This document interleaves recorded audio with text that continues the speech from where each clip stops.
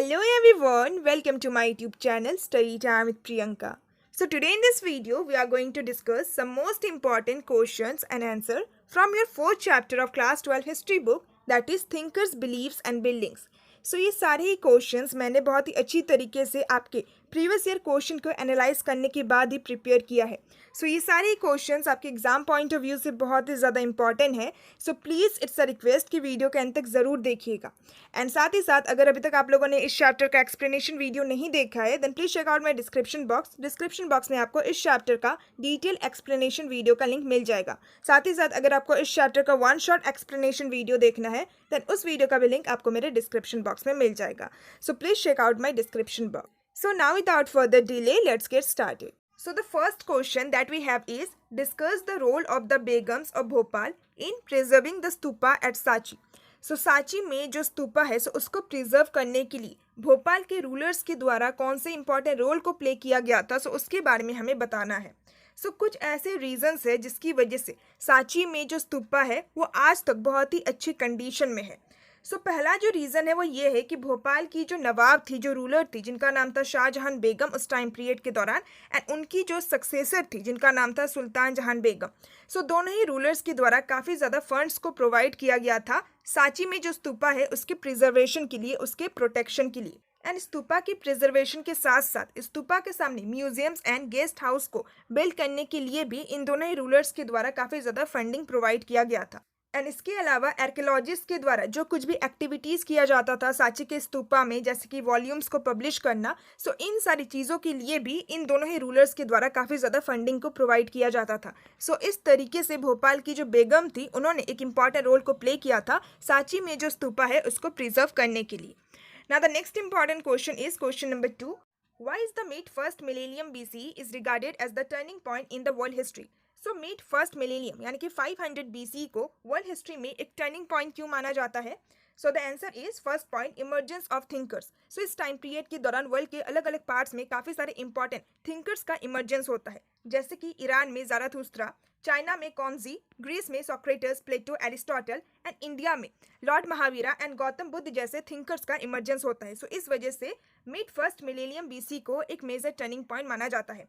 इसके अलावा second point is understanding of the mysteries of existence. So ये सारे जो इंपॉर्टेंट थिंकर्स थे, सो वे सारे थिंकर्स इस टाइम पीरियड के दौरान एग्जिस्टेंस के मिस्ट्रीज को समझने की कोशिश कर रहे थे, यानी कि हमारा जो एग्जिस्टेंस है, हमारा जो क्रिएशन है, जो लाइफ है, सो इसके पीछे का क्या रहस्य है, सो इन सारी चीज़ों को समझने की कोशिश कर रहे थे. And human beings and cosmic order, यानी कि जो भगवान है, जो यूनिवर्स है, सो उसके बीच में क्या रिलेशनशिप है, सो ये सब कुछ समझने की कोशिश की जा रही थी इन सारे थिंकर्स के द्वारा. थर्ड जो रीज़न है वो है development of new kingdoms and cities. So इसी टाइम पीरियड के दौरान काफ़ी सारे न्यू किंगडम्स एंड सिटीज़ का भी डेवलपमेंट होता है. फोर्थ रीज़न है change in social and economic life. So इस टाइम पीरियड के दौरान कई सारे तरीकों से जो सोशल एंड जो इकोनॉमिक लाइफ था वो भी चेंज होता है, जैसे कि गंगा वैली के आसपास में टाउन्स का बहुत ज़्यादा ग्रोथ होता है, ट्रेड एंड क्राफ्ट का भी ग्रोथ हमें देखने को मिलता है. एंड फिफ्थ पॉइंट है न्यू एग्रीकल्चरल टेक्नोलॉजी. सो इस टाइम पीरियड के दौरान एग्रीकल्चर टेक्नोलॉजी में भी हमें इंप्रूवमेंट देखने को मिलता है. एग्रीकल्चर प्रोडक्शन में काफ़ी ज़्यादा एक्सटेंशन देखने को मिलता है. न्यू लैंड्स में एग्रीकल्चर प्रोडक्शन किया जाता है, न्यू टेक्निक्स का इस्तेमाल किया जाता है, आयरन टूल्स का इस्तेमाल किया जाता है एग्रीकल्चर प्रोडक्शन के लिए. सो इन सारे रीजंस की वजह से हम कह सकते हैं कि मिड फर्स्ट मिलेनियम BC को एक मेजर टर्निंग पॉइंट माना जाता है वर्ल्ड हिस्ट्री में. Now our next important question is question number 3. Describe the most important ideas and basic philosophy of Jainism.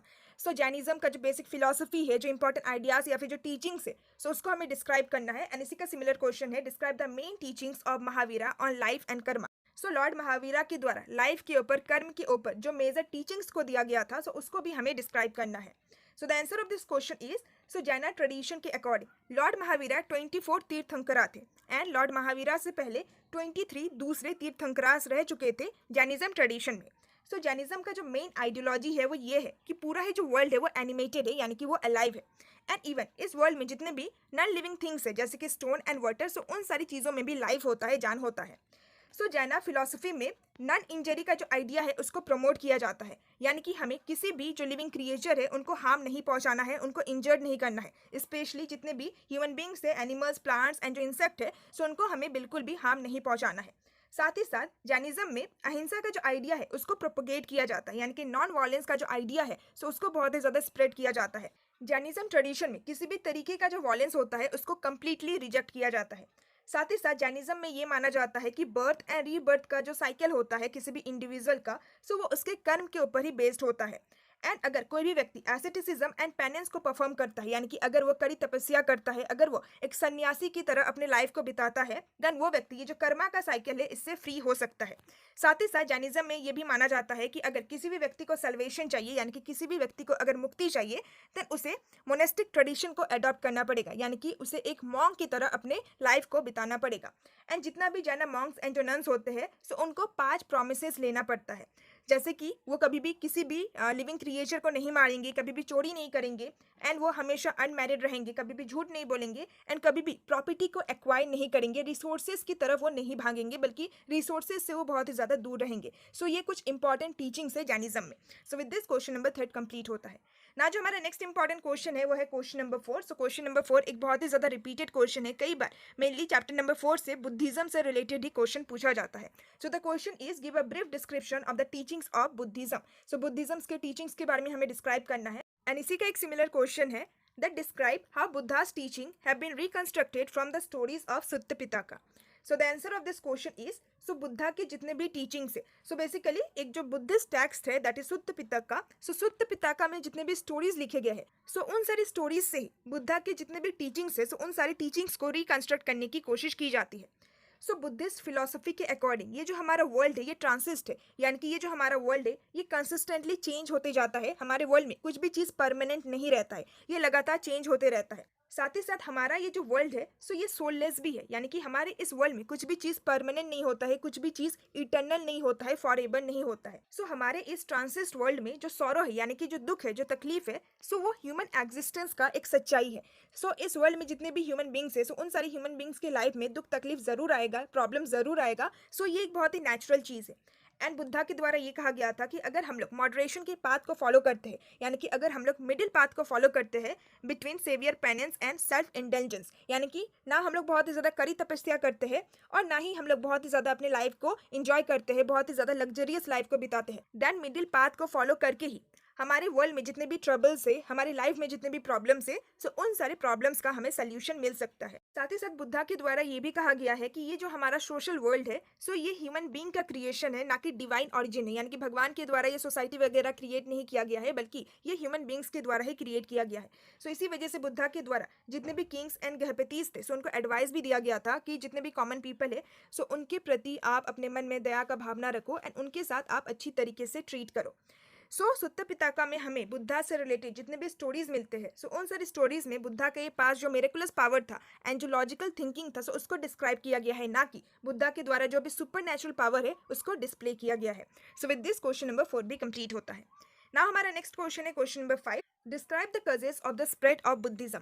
सो ऐसे कौन से कजेस है, यानी कि ऐसे कौन से रीजंस है जिसकी वजह से बुद्धिज्म का बहुत ही ज़्यादा ग्रोथ होता है, बहुत ही ज़्यादा स्प्रेड होता है। And same question can also be asked like Buddhism grew rapidly both during the lifetime of the Buddha and also after his death. Justify the statement. So the answer is, so Buddhism 6th century BC के time period के दौरान originate होता है and 6th century बाद से ये जो religion है बुद्धिज्म, सो ये बहुत ही ज़्यादा रैपिडली, यानी कि बहुत ही तेज़ी से बहुत ही ज़्यादा पॉपुलर बन जाता है। सो कुछ ऐसे रीजंस है जिसकी वजह से बुद्धिज्म का बहुत ही ज़्यादा स्प्रेड होता है।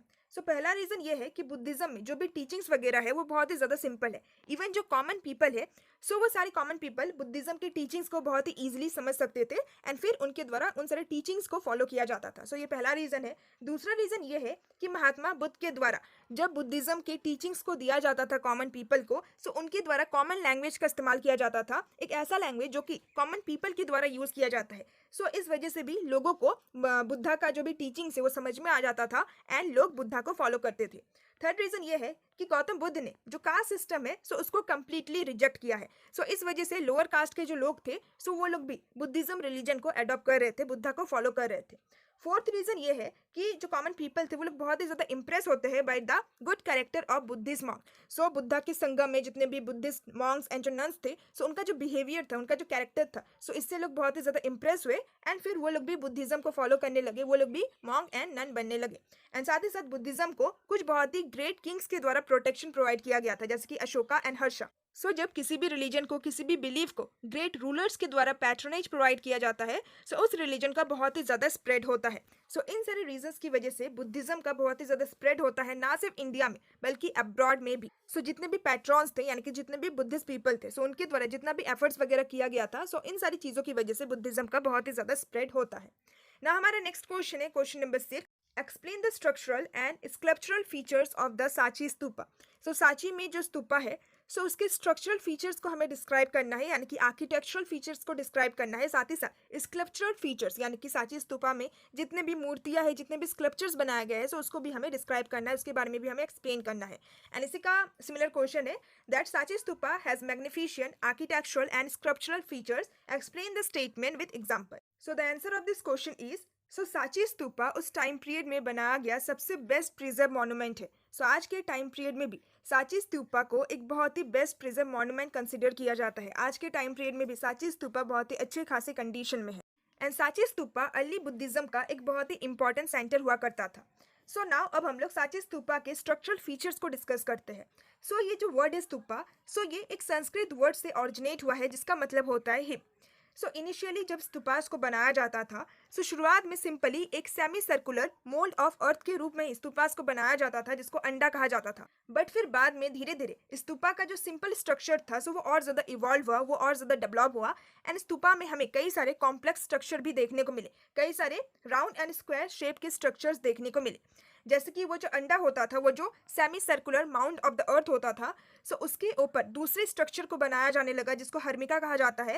एंड हर्मिका बेसिकली एक बैल्कनी लाइक स्ट्रक्चर होता था that became the symbol of representation of the एडॉप ऑफ गॉड, यानी कि हर्मिका भगवान का जो रेजिडेंस है, जो निवास स्थान है, सो उसके रूप में हर्मिका को रिप्रेजेंट किया जाने लगा। सो फ्रॉम द हर्मिका, सो हर्मिका के बीच से हमें एक मास लाइक, यानी कि एक खंबे जैसा स्ट्रक्चर देखने को मिलता है। एक खंबे जैसा स्ट्रक्चर अराइज होता है जिसको यष्टि कहा जाता है।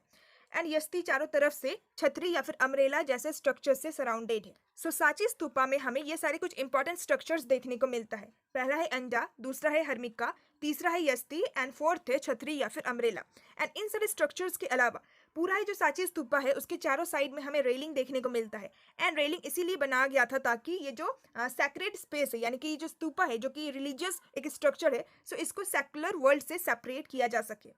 सो स्तूपास के कंस्ट्रक्शन का जो मेजर पर्पस था वो ये था कि बुद्धा एंड दूसरे जितने भी बुद्धिस्ट मॉन्क्स थे, सो उनके रेलिक्स, यानी कि उनके जो अवशेष है, सो उसको दफनाया जा सके। सो पूरे इंडिया में जहाँ जहाँ पे भी स्तूपास को कंस्ट्रक्ट किया गया था, सो उन सारे स्तूपास में हमें गौतम बुद्ध या फिर दूसरे जो इंपॉर्टेंट बुद्धिस्ट मॉन्क्स थे, सो उनके अवशेष देखने को मिलते हैं। So this site turn into religious site of Buddhism. So इसी वजह से जितने भी स्तूपास है, सो उन सारे स्तूपास को बुद्धिज्म में एक रिलीजियस साइट माना जाता है। स्तूपास बुद्धिज्म रिलीजन में एक बहुत ही इंपॉर्टेंट एंड रिलीजियस स्ट्रक्चर के रूप में इमर्ज होता है। सो ये हमने सांची स्तूपा के स्ट्रक्चरल या फिर आर्किटेक्चरल फीचर्स के बारे में डिस्कस किया। साथ ही साथ इस क्वेश्चन में हमें सांची स्तूपा के स्कल्पचरल फीचर्स के बारे में भी पूछा गया है। सो स्कल्पचरल फीचर्स से रिलेटेड एक सेपरेट क्वेश्चन भी पूछा जा सकता है। सो इसे पीडीएफ में और एक क्वेश्चन है जिसमें हम लोग सांची स्तूपा के स्कल्पचरल फीचर्स के बारे में डिस्कस करेंगे। सो इसी वजह से मैंने इस क्वेश्चन में आंसर को नहीं लिखा है। सो नेक्स्ट क्वेश्चन में हम इसी के आंसर को डिस्कस कर लेंगे। Now our next important question is question number 7. Critically examine why Sanchi Stupa survived while Stupa at Amravati did not. So Sanchi में जो स्तूपा है वो आज के टाइम पीरियड में भी बहुत ही अच्छे खासे कंडीशन में है, बट अमरावती में जो स्तूपा है वो आज के टाइम पीरियड में बहुत ही बुरी तरीके से डिस्ट्रॉय हो गया है। सो क्या वो रीजन है जिसकी वजह से हमें ये डिफरेंस देखने को मिलता है।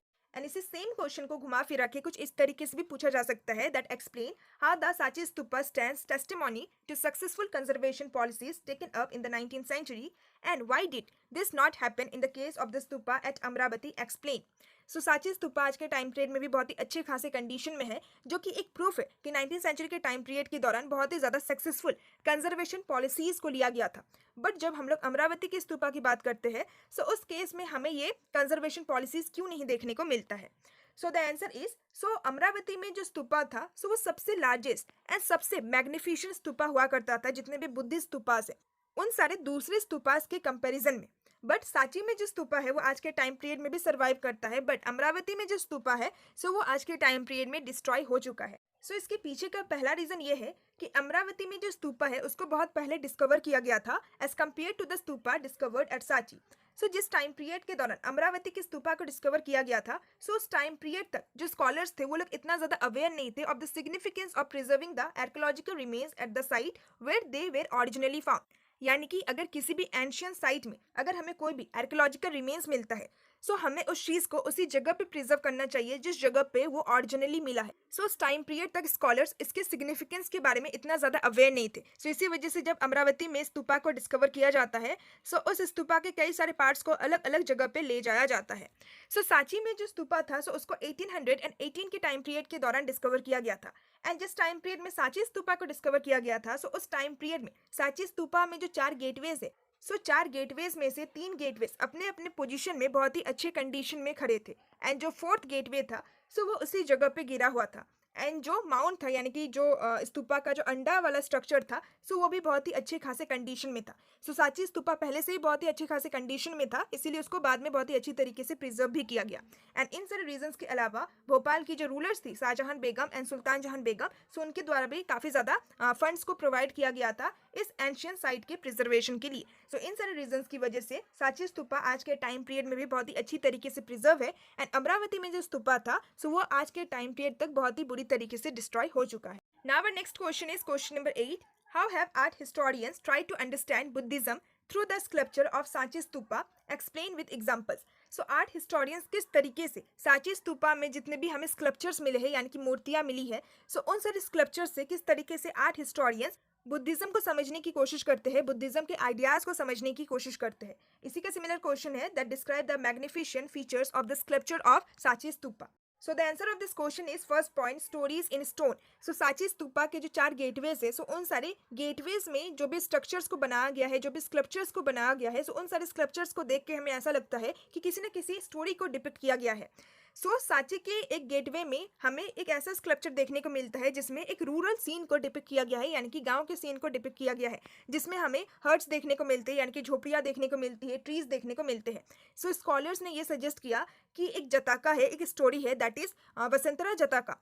सो इस स्कल्पचर में उस वसंतरा जताका के ही एक सीन को डिपिक्ट किया गया है। एंड ये जो स्टोरी है, इस स्टोरी में एक बहुत ही दयालु प्रिंस के बारे में बता रखा है, जिन्होंने अपना सब कुछ एक ब्राह्मण को दान कर दिया एंड वो खुद जंगल में रहने के लिए चले गए। सेकंड इंपॉर्टेंट फीचर है सिंबल्स ऑफ वर्शिप। सो सांची स्तूपा के गेटवेज में हमें कई सारे ऐसे सिंबल्स देखने को मिलते हैं जिन सारे सिंबल्स को वर्शिप किया जाता था। सो शुरुआत में जो स्कल्पटर्स थे जिनके द्वारा इस स्तूपा को बनाया गया था, सो उन लोगों ने बुद्धा को किसी भी ह्यूमन फॉर्म में डिपिक्ट नहीं किया है, बल्कि बुद्धा को रिप्रेजेंट करने के लिए कुछ सिंबल्स का इस्तेमाल किया है। जैसे कि पहला सिंबल है एम्प्टी सीट, जो कि इंडिकेट करता है meditation of the Buddha. Second symbol है स्तूपा, जो कि रिप्रेजेंट करता है बुद्धा के महापरिनिब्बना को, यानी कि जब बुद्धा को मोक्ष की प्राप्ति हो जाती है। थर्ड इंपॉर्टेंट सिंबल है व्हील, जो कि इंडिकेट करता है गौतम बुद्ध के पहले सरमन, यानी कि पहले उपदेश को, जो कि उनके द्वारा सारनाथ में डिलीवर किया गया था। सो ये कुछ इंपॉर्टेंट सिंबल्स है जिनकी बुद्धिस्ट पीपल पूजा किया करते थे, वर्शिप किया करते थे। ना अगर हम लोग थर्ड इंपॉर्टेंट फीचर या फिर थर्ड इंपॉर्टेंट स्कल्पचर की बात करें, सो वो है सालाबंजिका। सो सालाबंजिका एक बहुत ही ब्यूटीफुल सी वेमन है, जो कि सांची स्तूपा में जो गेटवे बना हुआ है, सो उस गेटवे की एज से लटक रही है, यानी कि झूल रही है एक ट्री को पकड़ के। सो कुछ पॉपुलर बिलीव्स के अकॉर्डिंग हमें ये पता लगा है कि ये जो ब्यूटीफुल सी वेमन है, सो इनको संस्कृत में शालाबंजिका कहा जाता था। एंड इनका जो टच होता था वो बहुत ही ज़्यादा मैजिकल होता था। ये जिन भी ट्रीज को टच करती थी, सो उन सारी ट्रीज में फ्लावर्स खिलने लगता था एंड फ्रूट्स आने लगते थे। सो इनको एक बहुत ही ऑस्पिशियस सिंबल माना जाता था, एक बहुत ही शुभ सिंबल माना जाता था। सो इसी वजह से स्तूपा को डेकोरेट करने के लिए सालाबंजिका का स्कल्पचर को बनाया गया था। ना फोर्थ इंपॉर्टेंट फीचर है इमेजेस ऑफ एनिमल्स। सो सांची स्तूपा में हमें कई सारे एनिमल्स के भी इमेजेस देखने को मिलते हैं। कई सारे एनिमल्स के स्कल्पचर्स को बनाया गया था एक लाइवली सीन को क्रिएट करने के लिए, जैसे कि elephants, horses, monkeys and cattle. Fifth important feature है गजलक्ष्मी। सो गजलक्ष्मी, जिनको माया भी कहा जाता है, सो उनका भी हमें मोटिव देखने को मिलता है सांची के स्तूपा में।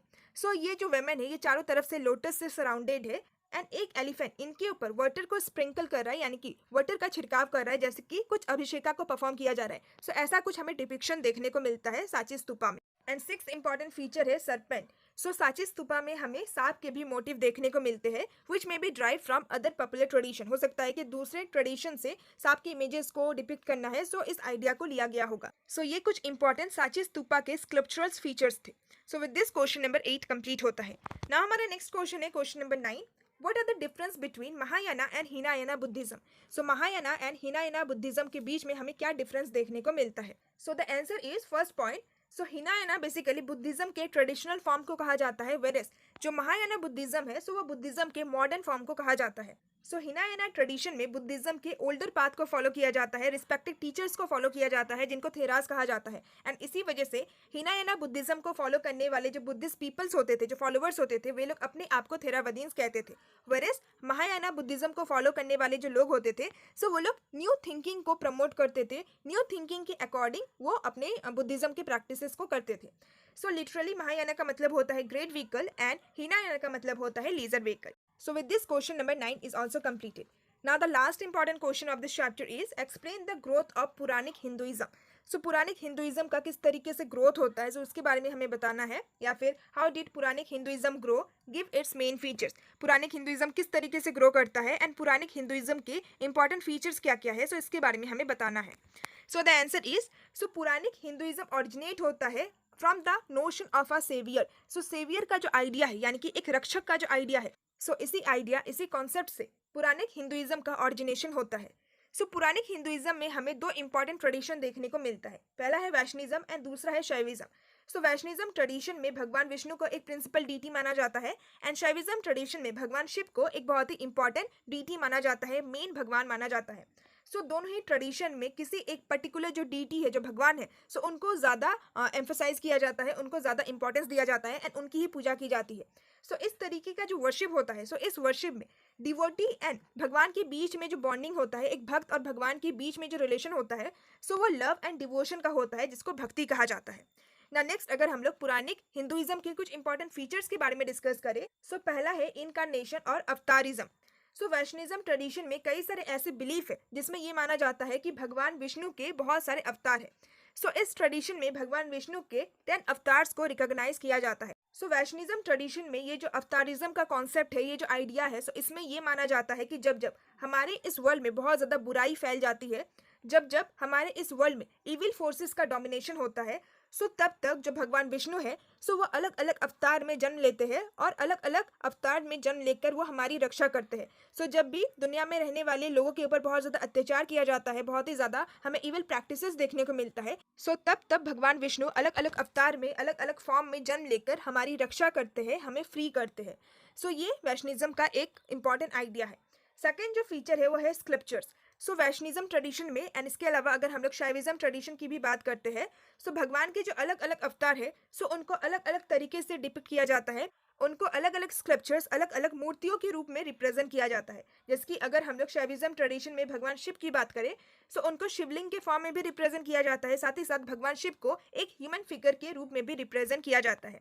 पुरानिक हिंदुइज्म में अलग अलग जो देवी देवताएं हैं, अलग अलग जो गॉड गॉडेसेस है, उन लोगों का जो हेड ड्रेसेस होता है, यानी कि वो लोग अपने सिर में क्या पहनते हैं, उन लोगों का जो ऑर्नामेंट्स होता है, जो वेपन्स, उन लोगों का जो ऑस्पेशियस ऑब्जेक्ट्स होता है, जो कि वो लोग अपने हाथ में पकड़ते हैं एंड वो लोग जिस तरीके से बैठते हैं, ये सारी ही चीज़ें अलग अलग देवी देवताओं के एट्रीब्यूट्स, यानी कि उनके गुणों को डिस्क्राइब करता है. इन सारी चीज़ों को मैंने बहुत ही अच्छी तरीके से अपने एक्सप्लेनेशन वीडियो में एक्सप्लेन किया है. अगर आप चाहो देन आप मेरे एक्सप्लेनेशन वीडियो के द्वारा इन सारे क्वेश्चन आंसर को और भी अच्छी तरीके से समझ सकते हो. नाउ अगर हम लोग थर्ड इंपॉर्टेंट फीचर को डिस्कस करें, वो है स्टोरीज और पुराण. हिस्टोरियंस एंड स्कॉलर्स अलग अलग देवी देवताओं के स्क्रिप्चर्स को समझने के लिए बेसिकली उन सारी स्टोरीज को पढ़ने की कोशिश करते हैं, उन सारी स्टोरीज को जानने की कोशिश करते हैं जो कि उन सारी देवी देवताओं से रिलेटेड होता है. कुछ जो स्टोरीज है related to different god and goddesses, वो हमें पुराण में देखने को मिलता है, जो कि ब्राह्मण्स के द्वारा कंपोज किया गया था. अलग अलग कैटेगरीज के लोग, जैसे कि priest, merchants, common man and women, ये सारे ही लोग जब भी एक प्लेस से दूसरे प्लेस में मूव करते थे, ये लोग अपने साथ अपना जो बिलीफ है, अपना जो आइडियाज़ है, उसको एक्सचेंज करते थे. इस तरीके से पुरानिक हिंदुइज्म का बहुत ही ज़्यादा ग्रोथ होता है एंड ये सारे कुछ इंपॉर्टेंट फीचर्स थे पुरानिक हिंदुइज्म में. जैसे कि हमें पुरानिक हिंदुइज्म से रिलेटेड काफ़ी सारे स्टोरीज देखने को मिलता है, स्क्रिप्चर्स देखने को मिलता है एंड अवतार के बारे में भी पता लगता है. सो विद दिस हमारे इस चैप्टर के 10 इंपॉर्टेंट क्वेश्चन आंसर कंप्लीट होते हैं। आई होप कि आपको ये वीडियो बहुत ही ज़्यादा हेल्पफुल लगा होगा। So please it's a request that share this video with your friends too, ताकि उन लोगों को भी इस चैप्टर के इंपॉर्टेंट क्वेश्चन आंसर के बारे में पता लगे। एंड इस चैप्टर के अलावा अगर आपको अपने क्लास 12 हिस्ट्री के दूसरे चैप्टर्स के भी ऐसे ही इंपॉर्टेंट क्वेश्चन आंसर वाला वीडियो देखना है, then please check out my description box में आपको क्लास 12 हिस्ट्री के इंपॉर्टेंट क्वेश्चन आंसर से रिलेटेड एक प्लेलिस्ट का लिंक मिल जाएगा। So please once check out my description box to get all those important links. So with this आज के इस वीडियो का एंड करते हैं। So if you find this video helpful, then please don't forget to like, share and subscribe, and please press the bell icon to get the notification of all my latest videos. So now see you all soon in my next video. Till then, bye bye and stay tuned with my channel, and thanks for watching my video.